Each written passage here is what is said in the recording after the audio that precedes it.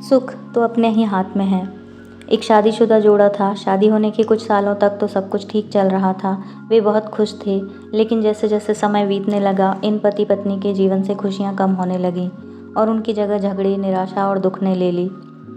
पति पत्नी एक दूसरे से काफ़ी ज़्यादा प्रेम करते थे, इसलिए वे चाहते थे कि उनका जीवन फिर से पहले की तरह खुशियों से भर जाए।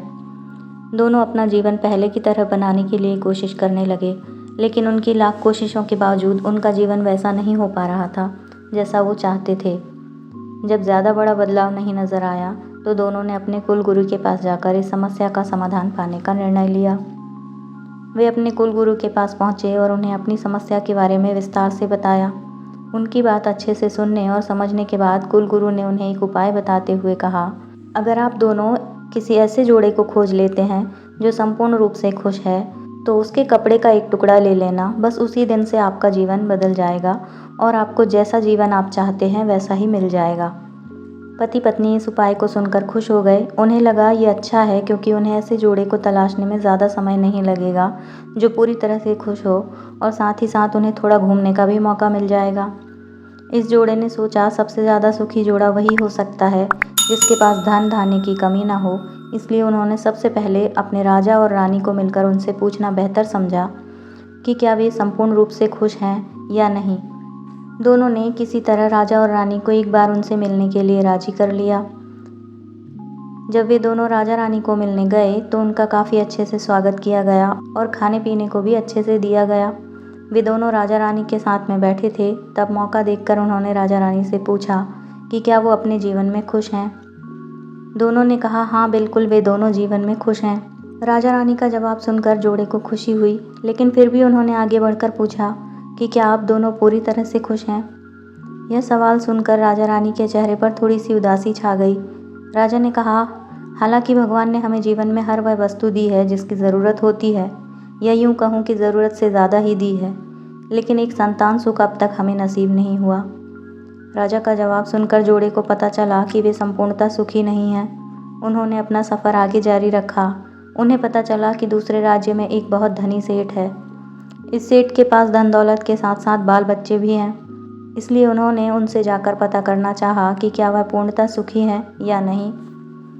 उनके घर पर 1-2 दिन रहने के बाद यही सवाल उनसे पूछने पर सेठ और सेठानी का कहना था कि सब कुछ होते हुए भी वह पूर्ण रूप से सुखी नहीं है, क्योंकि उनके 4-5 बच्चों को संभालने में उनका पूरा वक्त चला जाता है और उन्हें अपने जीवन में बाकी सुख भोगने के लिए समय ही नहीं बचता।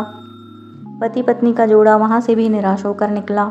वो अपने जान पहचान और अनजाने कई लोगों से मिले, पर अंत में उन्हें यही पता चला कि सबके जीवन में कोई ना कोई ऐसी कमी तो है जिसकी वजह से वे अपने आप को पूर्णतः सुखी नहीं मानते। अंत में पति पत्नी एक किसान दंपत्ति से मिले जो दोपहर में खेत में काम करने के बाद खाना खाने के लिए बैठे थे। उनके चेहरे पर जो बेफिक्री और शांति उन्हें दिखी, वो पहले किसी के चेहरे में नहीं दिखी थी। जोड़े को लगा कि शायद अब उनकी तलाश खत्म हो जाएगी। किसान पति पत्नी के पास जाकर दोनों ने उनसे पूछा कि क्या वो अपने जीवन में खुश हैं। किसान और उनकी पत्नी ने कहा, हाँ बिल्कुल, वो खुश हैं। जोड़े ने किसान से अपना अगला सवाल भी किया कि क्या वो जीवन में पूर्णतः खुश हैं। किसान ने मुस्कुराते हुए कहा, बिल्कुल, दुखी होने के लिए उनके पास कोई कारण ही नहीं है। ऐसे ही हर तरह से सुखी दंपत्ति की तलाश कर रहे जोड़े ने अब खुश होकर अपने सफ़र और कारण के बारे में बताते हुए किसान से उसके कपड़े का एक टुकड़ा मांगा।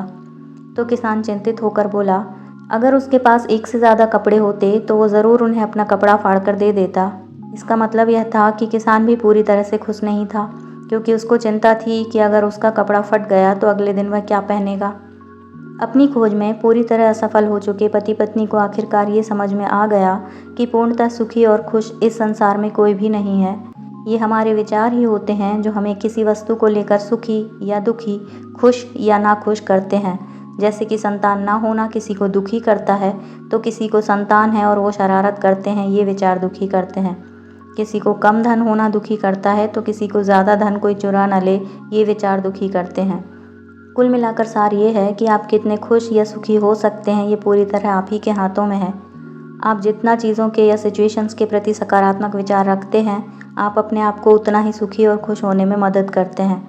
इसलिए इन सभी परिस्थितियों की परवाह किए बगैर आपको खुश रहने की कोशिश करना चाहिए।